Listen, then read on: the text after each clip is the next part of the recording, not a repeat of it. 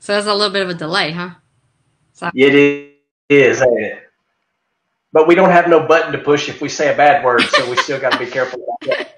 okay, I gotta find. And when you close it. Yeah, the first time I did this, I just like turned the screen off, whatever, and my sister started calling me, and both of my sisters, you're still live, because I was still sitting there talking, and it was still Oh, look, on. I see us.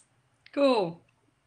I don't hear. Okay. I don't. All right. Okay, let me turn my volume Good down. grief, Yeah. we've already got a pile of people on here. All right, everybody. 59, 81. Okay, Yeah. it's growing. Okay, Yeah, I it's can't. growing quickly. Let me see. So- How do I get on it to see? I don't know what to do. I want to see. Oh wait, I can see the comments. Yay! See it on the computer. That worked. I'm gonna turn my phone. So everybody, we are obviously on tonight with Angelle, the winningest lady racer ever. Does that sound funny, by the way? Or does that sound weird when somebody says that? I mean, you are, but Why? Because the winningest is a weird word? No, I don't like it though, because I don't want to be the winningest female. I want to be the winningest. Andrew Hine. the winningest. Yeah, he's making it kind of difficult for me though. Not the winningest in the sport, because I know I'm never going to pass up people like John Force and the professor and all them, but just the winningest on a pro stock bike would be the greatest thing in the world. So, but I don't know. And you're only a few races behind Dave Schultz, right? I think he has 45 and I have 42, I think. So 3 more. Oh, you can get by him. Yeah. If we ever get to racing, you can get that done. Yeah. I just want to have more wins than Eddie. You say that, is there a little rivalry between you and Eddie? Yes. Definitely. He's like, well, I've been admitting, I just recently admitted it on another broadcast we did, that I actually like him a little bit now. I used to want to choke him or punch him in the throat, but it's gotten a lot better since I was forced to spend time with him. And now it's like, okay, he's not that bad. But but the rivalry on the racetrack has not lessened at all. Like, he's the one I want to beat more than anybody. It's just so fun. So what started that? What started that? Is just when you joined the Harley team, which I don't want to completely jump on that, and we're going to talk about that in a minute. No, it's been the Vance and Hines team has been my rival since the day I started. It was Matt Hines that it started with. As a matter of fact, there's a picture on my wall. That one right there, you can't see it, but it's me getting the whole shot on Matt Hines, and I whooped his butt that day. So I beat him on a whole shot. But anyway, that's where the rivalry comes from, is against Matt and the Vance and Hines team. And then Andrew, it's hard to dislike him. He just doesn't, he doesn't do anything to upset you. So, but Eddie is easy to dislike. So I just disliked him from the first day I ever met him. And I wanted to beat him really bad because he was Eddie and because he was on the Vance and Hines team. So that rivalry has been there. And then when we joined the same team, it was like, oh God, how are we going to do this without choking each other? But we had a talk at the very beginning of us becoming teammates, and he threatened me that if I ever tried to do jiu-jitsu on him, he would punch me in my face. So we kind of decided that day that we're not going to put hands on each other, and we'll try to get along. And then over the season, we actually became good friends off the racetrack. But like I said, on the racetrack, I still want to kick his butt. So, but do y'all still talk a little trash? Still, oh, yeah, yeah. He likes to call me old. He reminds me of how old I am all the time. And then I, don't have a whole bunch to talk bad about him. So I just tell him he needs to stop eating donuts because he's getting a little heavy. So, so that's how we kind of juke each other. So it's my age, his weight, that kind of thing. But it's all in good fun. But yes, it's a real rivalry on the track. That is cool. So how does a little girl from New Orleans end up as the winningest all-time? And I know that's like your life story, but I guess the real question is, like, did you start out bracket racing? I mean, is that Dad start taking you? How did you get going? I actually started in motocross. I was doing the dirt bike racing, and it was mostly my dad, my brother, and my cousins. They were all racing. and I was going to the racetrack with my brother, and they tried to, put me on the side and play with the sisters and all the dolls while the brothers were racing. Well, I wasn't having that. So I threw a fit for a couple of years until they bought me my own dirt bike and I started motocross racing. But the drag racing started, bracket racing, like you're talking about at State Capitol Dragway. Was introduced to it there, and then, of course, found out about Frank Hawley's drag racing school and went there to get my license to race pro stock bikes. And, met George Bryce there and the Star Racing team and started racing with them, and back to that whole rivalry thing. And then 20 years later, who would have ever thought that I would be with the Vance and Hines team? But it's actually been the best thing that's ever happened. I feel like I'm going to go out on, I hope it's not going to be too soon. I don't want to finish too soon, but at least I feel like I have a good chance of getting back up there. So you met George Bryce at the Frank Hawley School? I did, yeah. He was the teacher there, and he hired me from the school. So, but it was a great beginning. I was teamed up with some good guys. Ken Johnson was one of my crew chiefs that built all the bikes for me. Awesome guy, and Ken and I ended up developing a great relationship. We ended up racing together on the Team Liberty team. And I just talked to him the other day, actually. I called to find out how he was doing, but I've been surrounded by really good team members from the very beginning, and that's why I was so successful. So, and now I'm with the best team that's ever been. So I'm just really lucky. So I want to go back to that. So you did some motocross racing, you go to the Hawley School, and you literally do the Hawley School and get hired by George Bryce. I did. Just boom. I went the first time just because I wanted to go to the school, because in my head I was thinking I'm going to go there, I'm going to get my pro stock bike license, and I'm going to race a pro stock bike, and I have no idea how I'm going to pay for it or where I'm going to get a bike from. But I knew the first step, if I was going to race a pro stock bike, the first thing you have to have is a pro stock motorcycle license. So I went out on a limb, and I gave up everything I had.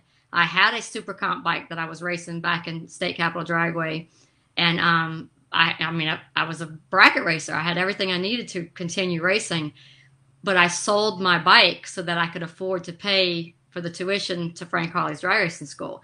So it was all or nothing. I had no bike now, so if I had to make it work. So I went there, and I felt like I sucked at the first school. I didn't do a good job, and I went back home and cried my eyes out the whole way home and thought, well, there was my shot, and I sold my bike, so now I have nothing. And a few days later, George called and said, I think you need to come back to the school again. So I went back a second time, and a third time, and a fourth time, and I started working there, and followed John Myers around for a whole year, learning from him, and then became his teammate the year after that. And that's the beginning of a long journey. No kidding. No kidding. So I knew a lot of this, but I didn't. So you actually worked at the Frank Hawley School with George then? I did. I helped teach it. So a lot of the students, or a lot of the people that have raced over the years, I was there when they got their license, or I helped in the school. Unfortunately, I hate to, bring this down a bit, but Sean Gann was at one of the very first schools that I went to. And, we lost Sean this week. So I've been thinking a lot about him and a lot about the school, because that's where I met him. That's the first time I ever laid eyes on Sean Gann. He was a student at the school that I was helping to teach. Oh, wow. Sad. He was such a wild man. He was always so awesome. Funny. Yeah, I loved him to death. He came to that school, and he was just so carefree, where everybody was being so focused, and you'd see him on the side doing their mental practice, and so Sean's just cutting up, having a good old time. And then he gets on the bike and rides it down the track like he's been doing it for 20 years. So, he was definitely a natural. And I have to say that he's one of the guys that I've known from the very beginning that was always super, super kind to me. Sometimes you don't have a whole bunch of friends at the racetrack, but Sean was always a really good friend of mine. So he's going to be greatly missed. That is really cool. So the George Bryce time frame. So you do the school for a few years. Kind of what was like the thing that tipped it over, and George says, we're doing this, we're going out on tour. What tipped it over from teaching schools to hitting the NHRA like for real? I don't know. I did the school several times. We did a lot of training in the middle of the week, in between NHRA races.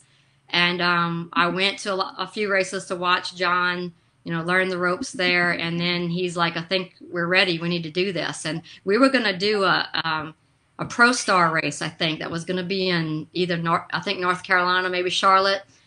But a hurricane came and messed up that race, and it was postponed or canceled. And Denver, Colorado was coming up right around the same time. This was in 1996. And we wanted my first race to be Pro Star, not NHRA, just so I could get some, experience under my belt before I went full-blown NHRA racing. And that didn't happen. And he said, well, you know what? Denver's probably the best race for you to go to, since it's slower there. I would be able to, not get on the bike and go so fast. So we just went ahead and did it. Well, we debuted in July of 1996, and I was number 3 or 4 qualifier. I can't remember exactly. And I went to the semifinals and lost.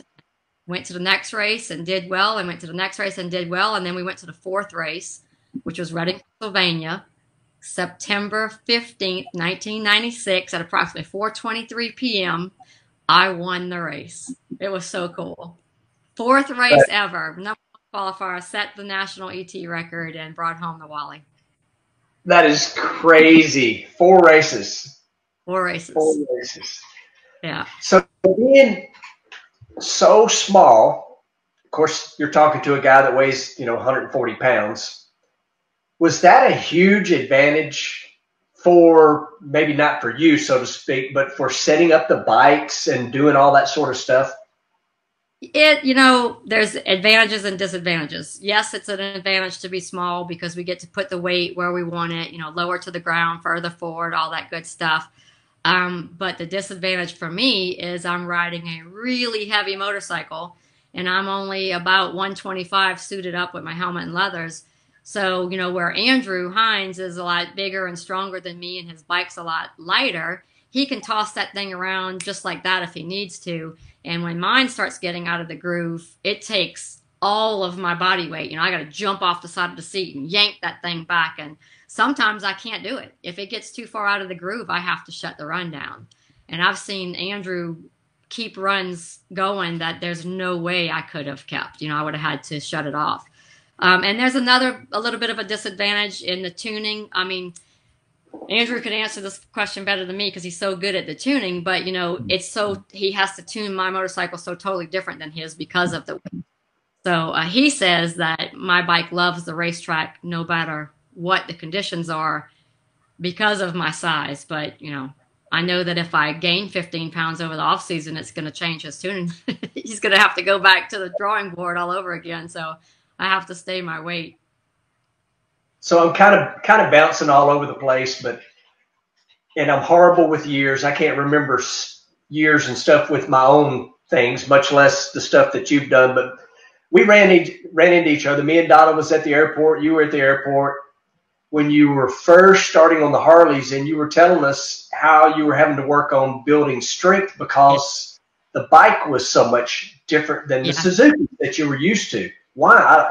Just torque? I mean, I didn't really understand. The torque was amazingly different for me. I felt like the Suzuki pulled really hard at the top of the gear, and the Buell pulled really hard at the bottom of the gear, but the Harley pulls from the bottom to the top.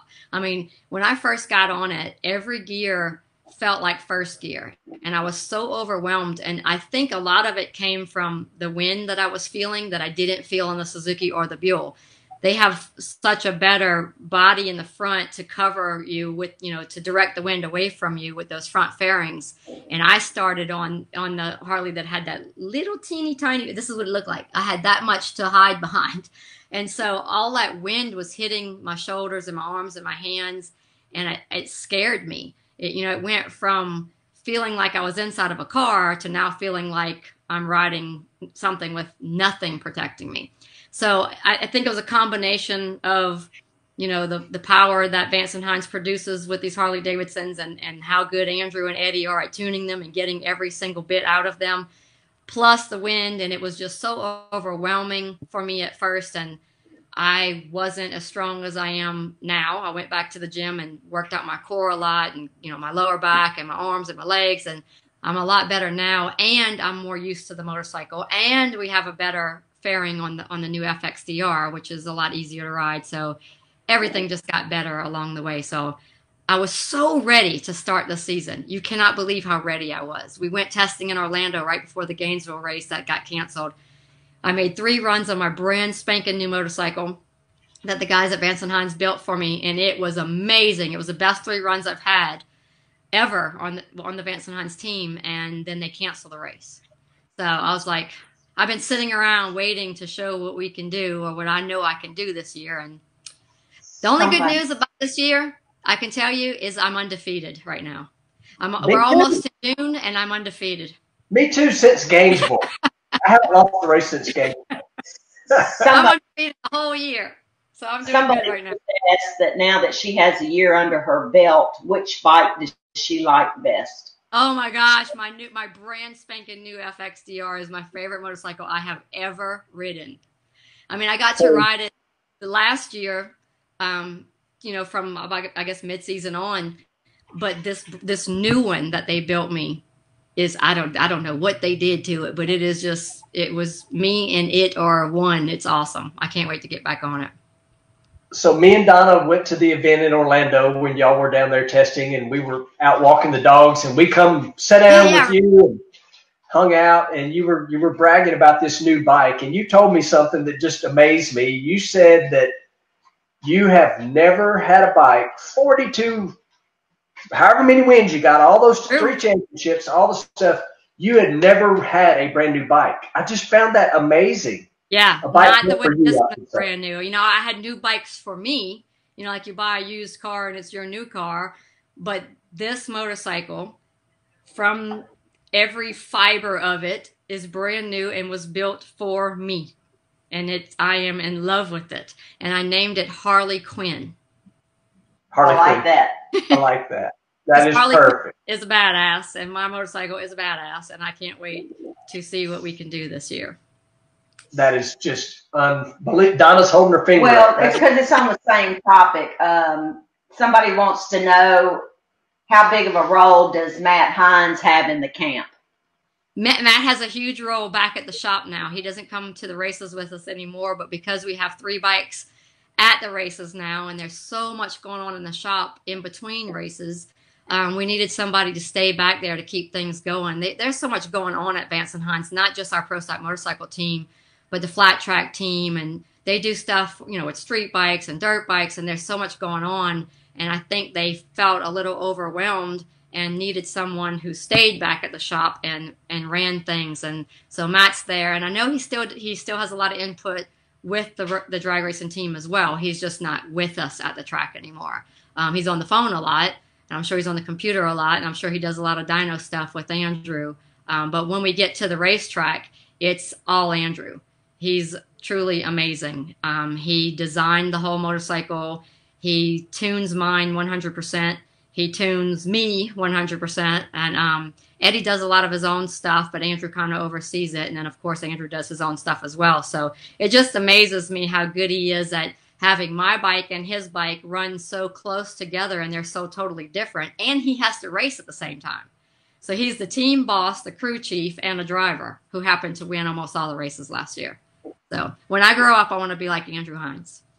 Yeah, no doubt. No doubt. I mean, the guy is absolutely amazing. And y'all's camp is always so beautiful. All the Harley, the black and orange, everything looks great. But it's not a lot of people over there for running 3 bikes, which always. A lot of people say, oh, we wish we had Vance and Hines where there's 30 people working on our team. We don't have 30 people working on our team. We have a handful of guys, and they are the ones that work on the bike. They're the only ones that touch the bike in between races. They're the only ones that touch the whole, the race team at each race. And they're just great guys. We have Scott, who does most of the engine work, and Mike, who builds the chassis, and he's one of our crew guys. And then my crew guy, Jay, is actually Eddie's brother. So Jay Craywick works on my motorcycle. Then we have Ray, who drives the truck. And then there's me, Eddie, and Andrew. and that's it. And we do everything together. And yeah, you are right. Our crew, our pit is amazingly clean and neat and organized. And when they get to the racetrack, they are ready to race. There's nothing that needs to be done to those motorcycles except pull them out of the trailer and put them on the lift. I mean, it just amazes me how little work they have to do at the track. I don't even think we've hardly had anything go wrong last year except for one thing I remember. There was so much weight on my bike that we actually cracked the frame. And I guess they didn't want to scare me, so they didn't really tell me anything.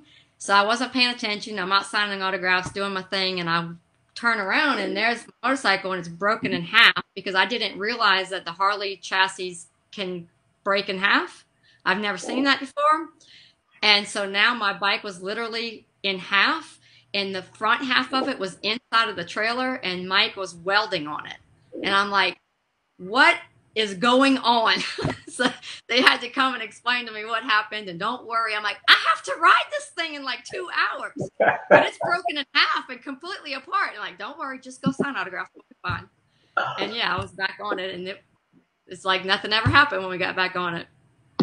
That is just crazy. But so the rivalry was so huge between basically Harley and everybody, and you had been on the Suzuki, you crushed everybody and all that.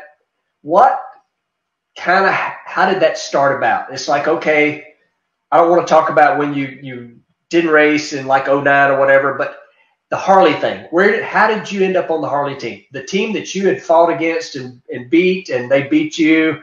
How did you end up on a Harley, which I think was some of the largest news to come out of drag racing in several years? Because I thought it was a massive deal for them to add a rider. I mean, I still can't believe that I'm on the Harley team. Just so I wanted to, before I'm going to answer that question. But look, I wore my uniform because I haven't gotten to wear my uniform all year. So this is the first time I get to wear my brand new uniform. But the reason I want to talk about it is because Andrew and Eddie called me and they said, are you going to the PRI show? This was back in December, right? Well, the year before last. Just when I had lost my deal with the Liberty team. And I was like, yeah, I'm going to the PR show. Like, why are you asking? What do you want to know that for? And they said, well, we were wondering if you would meet us for breakfast. And I'm like, why? And they said, well, we just, kind of want to have a little meeting with you, and nobody can know about this, so if you're available. So I'm like, what is going on? And of course it crossed my mind, are they going to ask me to ride a Harley? Then I'm like, nah, that's not. Nah. I figured maybe it's some kind of publicity deal. Maybe they want to do some PR. I don't know what it was. But so they bring me to eat breakfast, and they start to tell me that they're considering to have a full-time third bike on the track with them, and I'm one of the people that they were thinking about putting on it, and would I like to, or would I consider riding it? And I had a 000 reaction time. I said yes. It was like this. We would like to know if you'd be interested in riding her. Yes. Actually, I think I read lit. I had a 003 negative because I said yes before he even got it out. And I remember Eddie saying, wait a minute, don't you want to hear, what we have to say? Nope. Yes, I want to ride it. And so my first thought was, this is a joke. So I started thinking, they're setting me up. I'm getting pranked. Eddie again. Yeah, but it was for real. And it took a little time to get all the, the kinks worked out and get it done and get it approved by Harley. But the reason I was talking about my uniform, so the day I put the Harley Davidson uniform on, it burned. It burned my skin like garlic. I felt like a vampire. I was like, it's killing me. But all kidding aside, it was so weird to look down and see myself in a Vance & Hines Harley Davidson uniform. So I think it took about 4 months before I actually felt comfortable. There was one time I was sitting in the trailer, and they were working on the bikes. We were at a race. We were probably 4 or 5 races into it. I looked out at the pit area, and I realized that I am inside of the Harley Davidson trailer. And I got butterflies and goosebumps all over myself because it was just weird. Like I wasn't ever allowed on the other side of that rope. If I walked up to the Vance & Hines pit, they looked at me like, what do you want? And yeah, exactly. So now it's just crazy. The whole thing has been flipped 100%. So it's kind of cool to think, if you just kind of think back, the Winston deal, that had to be a lot of fun and huge way back. It was humongous. That was probably one of the biggest deals I ever could have had and ever will have in the sport. I mean, it was Winston drag racing at the time, and you remember how they had it going on. You know, it was huge to be a part of Winston drag racing, and I was the Winston Pro Stock motorcycle. And one of the things I remember the most about it is they pitted me in the top fuel pit. So I was, I was pitted together with Gary Selzy, and it was insane because the Pro Stock bike pits, the diehards come and see us, but most of the time it's pretty low key down there. But in the top fuel pits, I didn't get a break. If you came outside of the trailer, you had to go to the ropes and sign autographs, or it was just insane. So, but it was a large sponsorship. They took care of me. They took care of our team. I was very lucky to get that as early on as I did in my career. I mean, that was such again, back to a nice looking team set up. That whole Winston thing was just amazing. Like your leathers, bike, all that stuff was just really, really, really awesome looking. And yeah, well, they were some marketing geniuses. So, I mean, I don't care what it was, we were going to have Winston on it. I mean, we had everything you could. I had toothbrushes with Winston on. I mean, it didn't matter what it was. We were going to be labeled Team Winston. So, yeah, it was good times. I miss those days. So during that time frame, did you get to go do anything cool like for Winston? Go somewhere, do something, any kind of promotional stuff? I actually was just about 4 or 5 months late on the biggest bucket list item I have. Gary Selzy and Whit Bazemore, Whit was in the funny car, got to fly with the Blue Angels right before I joined the team. So I missed that. And so there wasn't really a whole bunch of really big things with Winston. I did a lot with him, a lot of PR stuff, a lot of rallies, marketing rallies and stuff like that. But I have to say the best times of my career as far as the good things I got to do was with the Army team.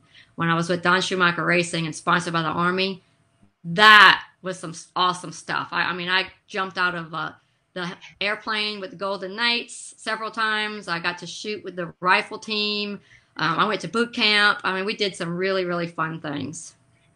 That is cool. My husband's jealous because he was in the Army and he didn't get to do anything fun. That's pretty crazy. I mean, and I kind of feel the same way. In I think 2008, myself, Erica Enders, Phil Burkhart, and Jeremy Mayfield, we got to go to Iraq. And a lot of my military friends, they're like, well, you got to do all this stuff and we didn't get to do anything like that, And I'm like, I know it's not fair. They're the ones doing the work and we got to do the fun stuff. But it is crazy. Andrew and Andrew have some awesome stories about all the times they went over. They did it with the Summit Racing team. And some of the stories scare the heck out of me. Like, I'm so glad I didn't have to go. But then some of the stories are like, man, that's amazing things they got to see and do. Racing is awesome in itself. We're living a dream life, but some of the things they got to do because of, traveling overseas is something that those stories are going to go on and on and on in their family. Oh, absolutely. I mean, I can tell stories for hours. Some of it, yes, was scary and all that, but just some of the things we got to do. I mean, Erica and I talked about these a couple of weeks when she was on here. It was just crazy, the amount of things we got to do. And it is a little unfair. The people that are in the military can't experience some of the things we got to do. And they're the ones, busting their butt and protecting us and taking care of us. But so I did want to touch on, so you were with Winston, which was, again, one of the biggest deals in drag racing, period. How did you go from Winston and all of the George Bryce and all that? How did you end up at Don Schumacher's? What happened? What was the transition there? We lost the Winston sponsorship, and then we were able to pick up a few along the way. But just like any other drag racer, how hard it is to keep companies, putting that money towards the sport. And we're such a quick sport. My motorcycle's going down the track for 6 seconds. You're going down the track for 3 seconds. We're not giving them a whole bunch of TV time unless we're just literally winning every single race. And back at that time, remember, it was all about TV. How often are you on TV? Now it's social media and it's a lot better. But we weren't able to really seal another deal like that, and we were struggling to get by. And then finally, George decided that he was going to cut back really big on his race team and maybe even sit out a season. And I decided, well, I guess maybe it's time for me to retire. So I considered it, and I was just about to make an announcement that I was done. And Antron Brown called me, and he's like, I heard that you're going to quit racing. And I was like, yeah, well, I don't have a choice. I don't have a ride. He said, you can't do that. We can't lose you. We need you out here. And then this is how awesome, if you never knew how awesome Antron Brown is, let me tell you, this is how awesome he is. So he says, I have a sponsor and I have enough money to race this 1 year. If I split it with you, we have enough to race a half a year with 2 bikes. He said, and I believe that if you and I join teams, we'll get lucky and land a good sponsor. So this guy was giving up his full season sponsorship to go half a season just to keep me on a motorcycle. And that's what we did. I joined his team, Team 23, if you remember that, with Troy Vincent. And we started racing together. And we weren't in it a couple of weeks. And we got a call from the Army saying that they were looking, they thought, you know, the marketing opportunity with me and Antron was amazing for them. And they wanted to know what did we have to do. And of course, Don Schumacher had the Army sponsorship with Tony. So we just collaborated and they put it all together under one umbrella. And what Antron did was he sold out Team 23 to Don Schumacher Racing. And that way Don could handle the business side of it and we could just go racing. So that's how that happened. What was that like racing under the big giant Team DSR? How was that different from? It was like being part of royalty, because I mean he just has everything set up so amazing over there.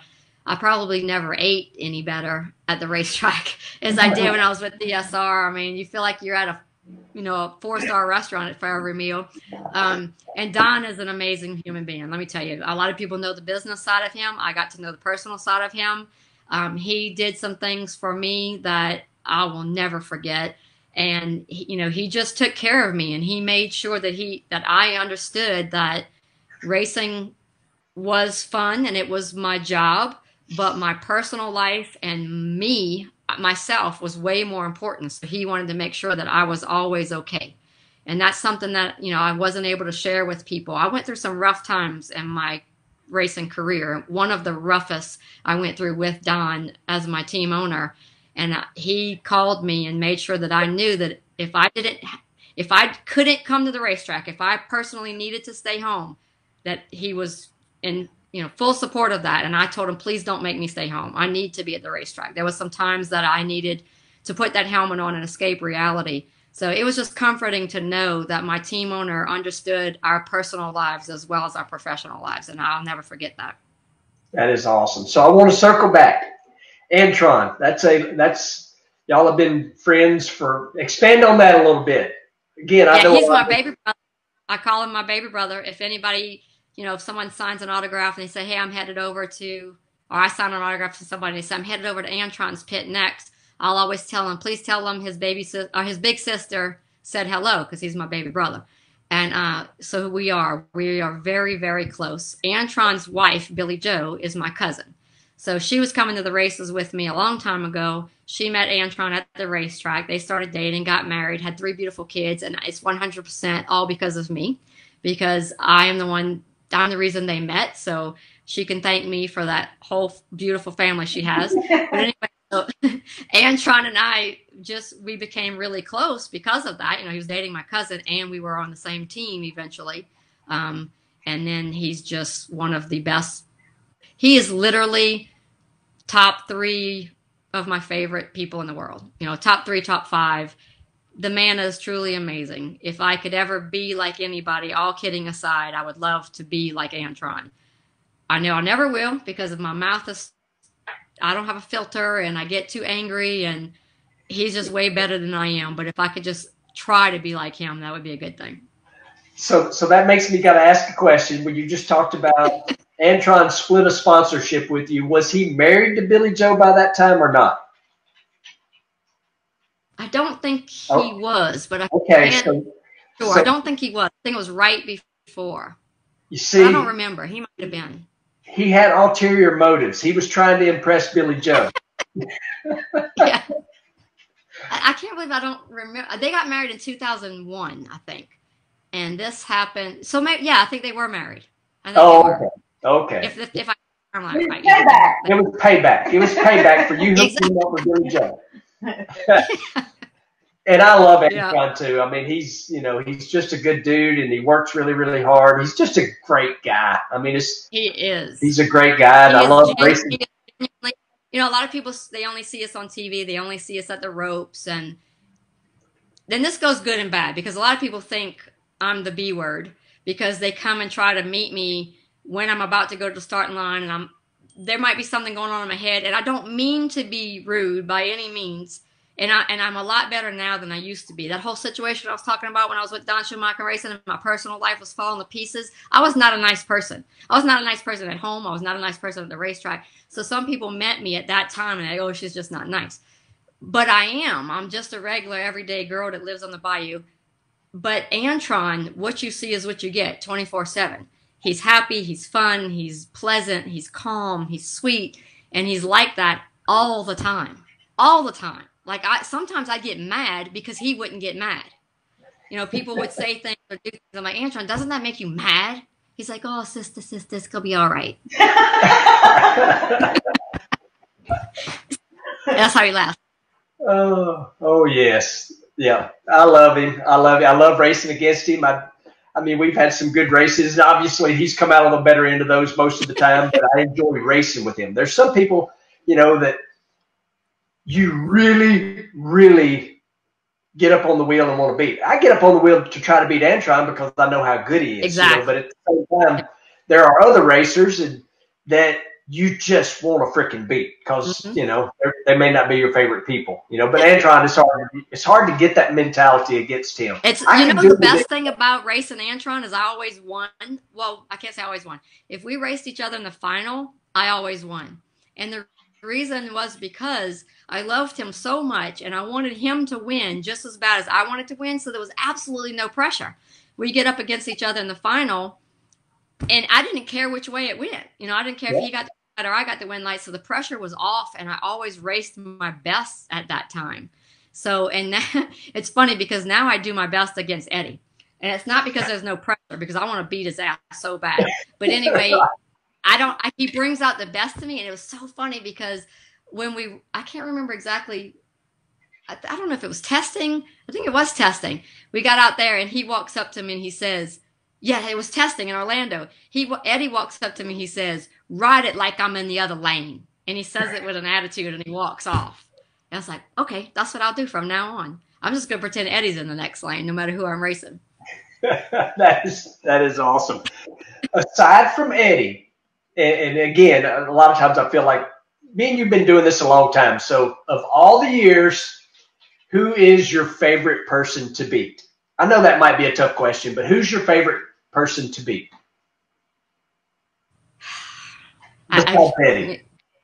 That's who it is. It's Eddie. I really love to beat Eddie because I know he hates it. So it's not a joke. I mean, it's 100%, all honesty, he's my favorite person to beat. But if I had to pick somebody other than him. Well, how about this? Who was the rival? It was Matt Hines. Matt Hines. Because I couldn't stand him racing. I couldn't stand him, and I wanted to beat him so bad. And that's what we've both grown up so much. You know, we're friends now, of course. We're on the same team. But he hated me, and I hated him. And, if I lost to him, I was not happy for at least 2 weeks. It was bad. Another one that I loved to beat was Craig Treble. Craig was awesome to beat because we were really good friends off the track, and we hated each other on the track. So, and he can talk. Oh, God, he used to, like, pick at me and pick at me and pick at me, and he knew how to push my buttons. So, of course, I loved to beat him. But I'd have to, of all time, my favorite person to beat was definitely Matt Hines. So, yeah, there you go. There you go. Like I say, just had to dig back and think about it a little bit during those championship runs and all that. Guess who I couldn't beat? I couldn't beat John Meyer. I couldn't do it. In my mind, he was the champion of all champions. He was the greatest pro stock motorcycle racer there was, and I was beneath him, and I wasn't ever going to be as good as him. And I'd get up there, and I was mentally beat down, and I couldn't beat him. I could have a bike that was a tenth faster than him, and he would beat me. So it's a mental sport for sure. Oh, for sure. And I learned a lot from him. That was one of the things I literally was sitting here thinking about that since you bring it up. It is no question you are emotional when you win, you get mad. We've all seen all that from you. How do you, and I'm asking this question actually for myself because I'm a racer and I put my helmet on, but when you get all those emotions going, when you put that helmet on, do you run with them or do you shut them out? Kind of what does Angelle do when you put your helmet on? Look, people have genuinely hurt my feelings by making fun of me for my emotions. And so when I'm racing, I try my best to completely erase all emotions from the picture. And I have never been successful, not even in the least amount. When I won the race in Englishtown, New Jersey in 2016, it was my first win as a mom, most important win of my career. I remember going through the finish line because I didn't think I was going to win. I was sick as a dog that day. I lost my voice. I couldn't talk. There was a strong crosswind. I was like, I'm not going to win this race. I actually couldn't wait to lose because I just wanted to go lay down. And I kept winning every round. And so I get to the final, and I'm like, holy crap, I might actually win this. So I all of a sudden started coaching myself. Okay, if your win light comes on, don't cry, don't cry, don't cry. I mean, you gotta stay calm, you gotta stay focused. You can't cry, don't cry, don't cry, don't cry. And I go through the finish line, the win light comes on, and I literally started screaming in my helmet, don't cry, don't cry, don't cry, don't cry, don't cry. And the more I said that, I was like, don't cry, don't cry. And by the time I got off the track, I was crying hysterically, and I couldn't even get my helmet off. And I was like this, and I mean, I was an emotional wreck. So trying not to cry, forget it. So I've give up. I'm not going to try not to cry anymore. I'm not going to try not to get mad anymore. Although I do have to kind of keep my emotions at bay somewhat because I can't, because Andrew and Eddie are so professional and I got to kind of just zip it and put the filter in my mouth. But I have decided that what you see is what you get. If you like the way I react, good. If you don't like the way I react, please turn your head when I win or if I lose, because you're probably going to see something you don't like. But that's me. Yep, absolutely. That's you. And the whole Vansenheim team, they knew that when they told you to come have breakfast at the PRI show. Well, they tried to tell me, and there's not going to be any crying on this team. Of course, Eddie said that. We're not going to be crying on this team. And I've cried like 15 times on the team. And so they don't say too much. They just kind of look like, oh, God, here she goes again. But they don't fuss at me or give me a hard time about it. They just know that's me. Got to deal with it. It is you. I got a bunch of other things. We're kind of running long here. I don't care. Good. I'm good. I'm having fun. I saw some people ask some questions. Yeah, Donna's kind of looking. I'm gonna do this right quick. I do got some more questions. So one thing that we do we call it the D&C Show, which is Donna and Clay. I can't never get her to get on camera. But when we drive to the races, we always leave what we call a fan appreciation pack out. And I got some cool stuff from TMS and Denzo and a cool little dragster. And I can't do it just yet because I see her still putting names in. But the whole time we've been doing this, Donna's been putting names in a name, cool. Random name generator. Somebody's going to win, and at some point I'll flip it around when she gets. People are still signing in, so we're going to do a giveaway in a little bit. You think you're caught up? Yeah, I'm caught up. All right. Hey, so I see my crew guy Mike is saying something right now. Oh, before you get started, I don't know if Andrew's watching, but Andrew, look, I got Harley Davidson stuff in the background now. I got in trouble for that the other day because I didn't have enough Harley stuff. So you're all decked out. So what I'm going to do right quick is I'm going to flip this around, and Donna take me a moment to find it, and I got to make sure. So that's a random name generator. Donna's going to click the button. Donna's going to click the button, and whatever name comes up, they're going to win a bunch of cool stuff. Olivia Whitehurst. Actually, just once. You guys got it going on. Oh, we've become pros during this whole. You just need to start hosting your own show from now on. we got this whole COVID thing figured out. You know, the only problem is this don't pay a whole lot. So Olivia Whitehurst is going to win some cool stuff. And we've been doing it. It's fun, but we've actually done it for several years now. When we're on the road, we hide a package somewhere, and it was pretty cool. And I'm kind of bragging on myself and proud. But last week, we had Sean Ellington on, a.k.a. Murder Nova. Well, he took a trip this week, and he hit some fan appreciation packs on his route, and I thought that was pretty neat that he did that. But anyway, so you mentioned being a mom. I'm going to back up just a little bit. I think in 2009, was that you were like couldn't find sponsorship and kind of hit the end of the road, 2009-ish? Yeah, 2008 was my last season racing before I got out for a while. And 2010 is when I actually made the announcement that I was going to retire forever and ever and ever, and I'd never be back. And during that time frame, Ava Jean comes along.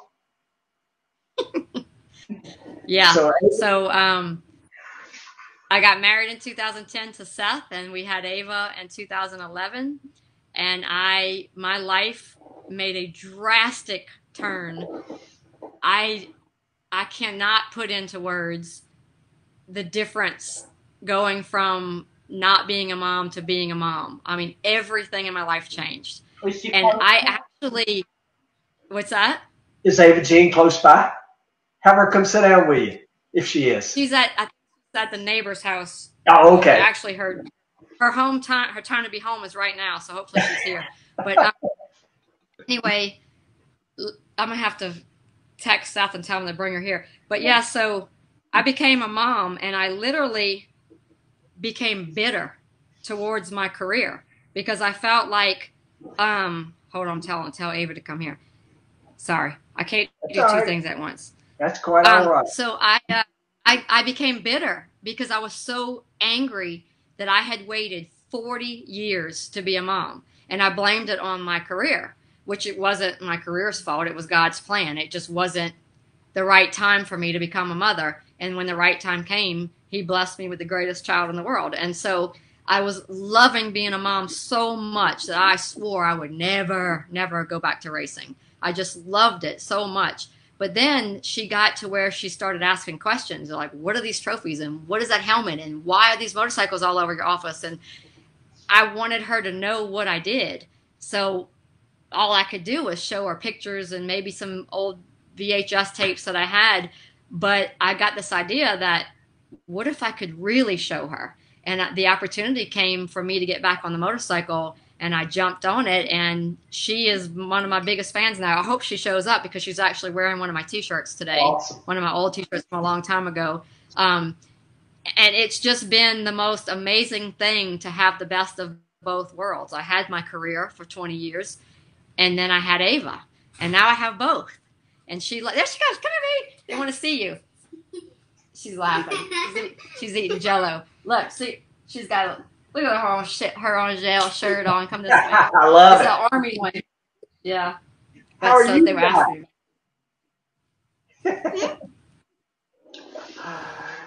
You are She's growing. You're going she is. She thinks she's 16. No, I don't. Yeah, you do. She's 9 now, though. Ask her about her cat. So, Ava, tell me about your cat.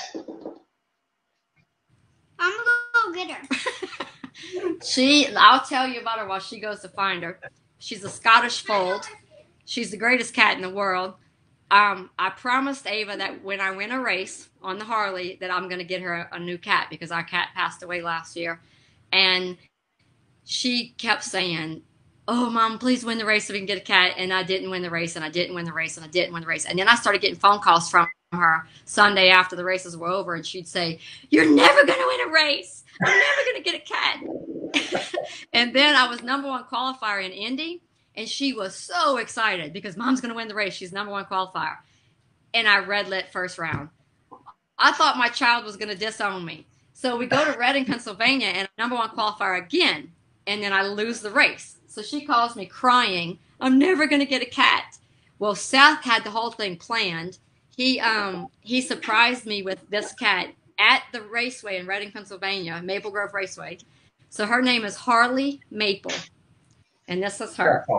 So he thought that it would be a good idea to give us a new cat because we got #1 qualifier 2 weekends in a row. And look, she gives kisses. So did the cat take a plane ride? She did. I had to fly home with her. And came home with her. It was so funny. I walked in and this one was mad at me. She didn't even want to tell me hello because I didn't win the race and she's not getting a cat. And so I told her that I had a surprise for her and she thought it was a toy or something. And I came out of the bedroom with this cat and I thought she was going to pass out. You got it. Raise her up. Look. So Ava, I love your cat. And I got to ask a question. When you see Mama race, do you get excited or do you get nervous? Both. Both. It's like she gets mad when I don't win. Oh, he says, hi, Ava. Hello. That's Scott. Scott's telling her hi. Yeah, she gets mad. She's harder on me than I am on myself, and it makes it even harder when I lose because she's so mad at me. Oh. And I'm not upset. But she's just as competitive as I am, which is pretty bad. She said, hey, Ava, are you going to race bikes like your mom? I don't know yet. I mean, I'm thinking about it. I don't want her Is to. Ava going to take? Oh goodness! Now she's gonna be reading all the. Yeah, she's reading the comments. What about junior dragsters? Yeah, what about a junior He's dragster? asking for one. Wait, listen. What about a junior dragster? What did you say you wanted recently though? The junior drag bike. Yeah, we really wish NHRA had a junior drag bike class because she would be decked out like Antron's kids are. They said we want to see you on a bike, Ava. Can you imagine how fun that would be having her on a junior drag bike? I'd have her decked out in Bates leathers and a helmet, an impact helmet painted by full blown paint. It would. I don't care. She might not win, but she's gonna look good, huh? Absolutely. We'd have bling bling all over you. I have Ava's autograph. Yay! You. Oh, she's gonna read all of. Look, there's Nanny. Oh, hi, Nanny. Her godmother. Just Kitty, okay, I'll let you down, Kitty. Speaking of helmets, give me my helmet, baby. This is the only thing I have to look at. Everybody else, pretty much everybody else, gets to see their motorcycle when they're away from the racetrack. I do not. So I got my new helmet. It looks awesome. Yeah, and I asked Impact Racing to please mail it straight to me so I could at least have something to look at while I'm not racing. That is awesome. Joel, yeah, a guy named Joel at Full Blown Paint right here in Gonzales, Louisiana, does all my paint work. He's amazing. I just let him have free reign, and this is what he comes up with. There's my angel and my name. She said, "How is your monkey? How's Andy monkey?" That thing looks great. That is a good looking helmet. Do you remember my monkey? I used to have a little capuchin, black cap capuchin monkey. I do. I was going to ask you about that. Yeah, he's actually doing really well. He's a teenager now, and he lives at Jungle Friends Primate Sanctuary in Gainesville, Florida, 10 minutes away from the racetrack. So whenever I go to Gainesville, I try to go visit him. I plan to do it this year, and we ended up getting ran out of there because of the coronavirus. But, yeah, that was my first child, Andy the monkey, and this was the second one. Exactly. I have had an absolute blast having you on here tonight, and I got to tell you, I've always admired, what you've done, how you've done it, and one thing people keeps asking, I've seen this several times without just sitting there staring at the comments, is have you ever wanted to race something besides a bike?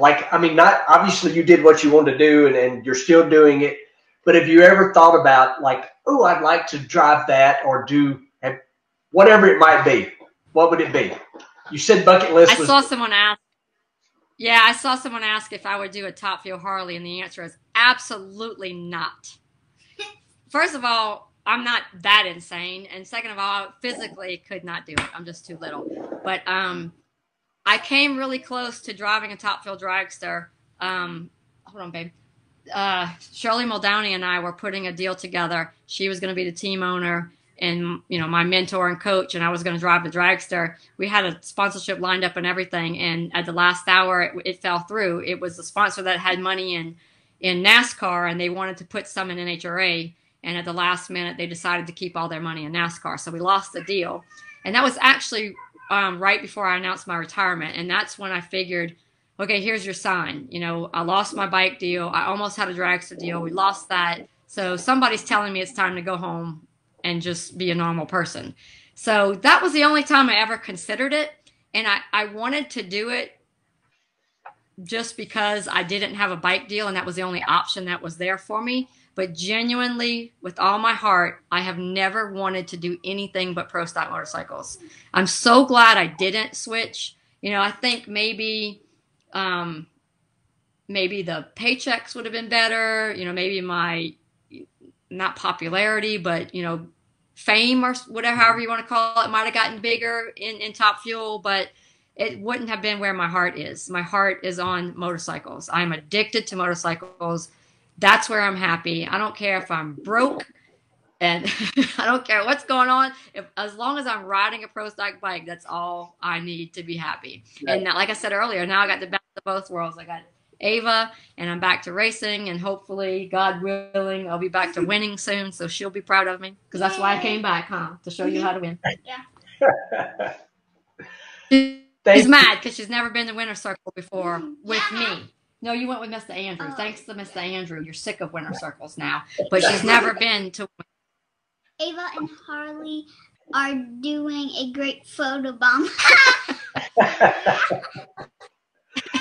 Well, guys, thank you so much. And Ava, thank you for coming on. Angelle, this has been so much fun. Thank you for doing it. And hopefully we see each other at the racetrack sooner than later. That's for sure. Sooner than later, because, yeah, this is getting ridiculous. I just told Andrew on the phone yesterday, I think. I can't even remember if it was. No, it was today. This morning I talked to him. I told him that if we don't go racing soon, I'm going to need psychiatric help. And he laughed at me because he thinks I'm joking, but I'm not. So, like, I really am going to need psychiatric if we don't get to the racetrack soon. So I'm ready. There was something I wanted to say. Oh, I know what it was. I was going to tell you something I wanted to tell you about before we leave. Not a lot of people. Hey, Andrew. Not a lot of people know. Well, some people know, but I'm a foster mom. I actually have another daughter. I'm not allowed to really share a whole bunch about her. Every once in a while, I'll sneak a little picture of her in on my social media, but I'm not supposed to just yet. But we will be finalizing the adoption in the next couple of weeks, a few weeks from now. And so when that happens, I'll be able to make, a big debut announcement and show her to the world and introduce her by name. And it was amazing that I went 40 years begging and praying to be a mom, got Ava, and then thought that was it. I'm never going to have another kid. And then she comes along. And so now we're a family of 4, and it's about to be official really soon. So I'm excited about that. You should be. There's nothing like that. That is amazing. Kids are awesome, love them. And look at that little back there just showboating, photo bombing. I love it. Yeah. So she's 5 and Ava's 9, and I'm also a school teacher now. So yeah, that's been fun. But anyway, hopefully they'll be back in school soon. God for teachers. Exactly. The teachers are amazing. I would not want to be doing the homeschooling thing. I'm out on that. I don't know if you saw that Facebook meme video. This is going to be me. It said, the first day kids are finally back at school, and the mom pulls up in this SUV, and the door flings open, and the kids get shoved out, and the school bag gets thrown out, and the door closes, and the car peels out. I said, oh, yeah, that is definitely going to be me when it's time to bring them back to school. No, it's not. Oh, yeah, they're out of here. Throw me on the scene. Well, guys, thank you again so much. I've had you for an hour. It's been an absolute blast. Oh, it's been fun. And we will definitely see you soon. Thank you. See you guys. I appreciate it, guys. I know we didn't answer a bunch of questions again. I didn't do it the last Bye, time. Bye, people in the comments. That's saying hi to me. So please don't get now we're getting photobombed. It's time to go. Exactly. All right, thanks, Clay. All right. Thank you. Bye, everybody. Bye.